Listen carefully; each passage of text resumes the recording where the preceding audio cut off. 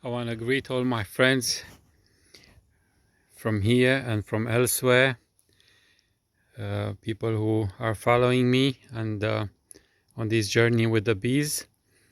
I want to share something with you which might be funny. Um, when I first starting putting these beehives on the stand here, they were just one box and they were quite light. Yeah, I'm not sure. Maybe some other people are more organized. I try to be organized myself. Sometimes I fail in some things. And one day, recently, I watched a video on YouTube. A beekeeper who had a stand which was quite feeble. And when we first set up a nuke or a small colony of bees, we would think this will do. But as the hive gets heavier, especially if we put a honey super, and never mind saying having a row of hives like I have here, it could get very, very heavy. And at first, I did not have these supports. So I just had these legs. Pipes are very strong, so I'm not worried about the pipes. One other support in the middle here where pipes joined.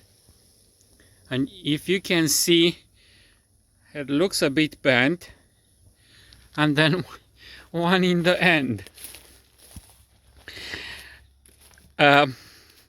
This is the funny part. When I watched that video, I was away from home and I could not sleep in the night because that beekeeper had a surprise where the beehive or the beehives, I don't remember, just collapsed. And you can imagine the horror of what is happening to the bees and whoever's trying to rescue the situation. So I was like, oh God, help me. I came home and I straight got on busy putting this to brace them on each side. And the thing was, you can see here that I had to put some sort of metal in the ground and then to screw the brace in the legs, and bees were not happy at all. So we might have to learn from this. When we set up a beehive stand, it's good to think of a much bigger weight sitting on it than the one initially we put on. Otherwise, it could either go very wrong or even worse, it could be very dangerous. So that's all I had to say. I think I wanted to say something else, but it escapes me. Maybe next time I will be thinking, oh yeah, it has come back to me. It's good if we can. You can see that I have some sort of shade and shelter from rain, so there is no rain going on them. But as a matter of urgency or a must, we must have the hive tilted a little bit frontwards. Not heavily, but little bit frontwards. So if there is water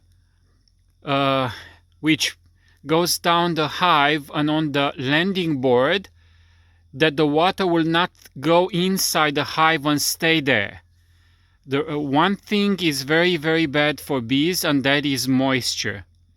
Moisture and cold does not go well for them. So, beautiful evening, quiet.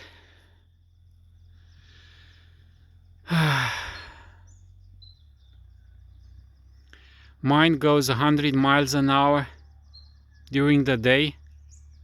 With everything we see is happening, the uncertainty. I'm telling you, just come here. Just come here. Ah, it's just mind healing. You can see the wax moth trying to get in the hive everywhere. They will only come at this time of the night.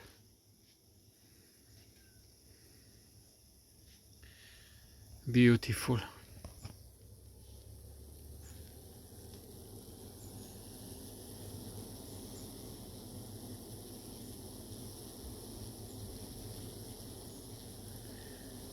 The smell is overwhelming. I cannot put that on video. The smell of wax, beeswax, and honey, and nectar. And I want to tell you why. So meters away even from the hive, you can smell this. Is because bees are creating a draft of air inside, and they're pushing out the moisture air which comes from dehydrating the nectar. So they will bring the nectar in. Nectar is very soupy, like 70% water,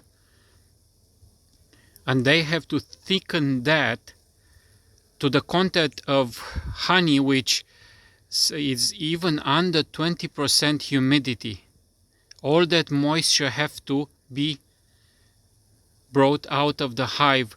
So by creating a draft of air from here and from the top holes, they manage to dehydrate the honey. That's why the smell is overpowering around the hives. I could make my bed here and sleep sound. Well, I hope they're not gonna give me few kisses in the way they know best. I would say God bless you, my friends.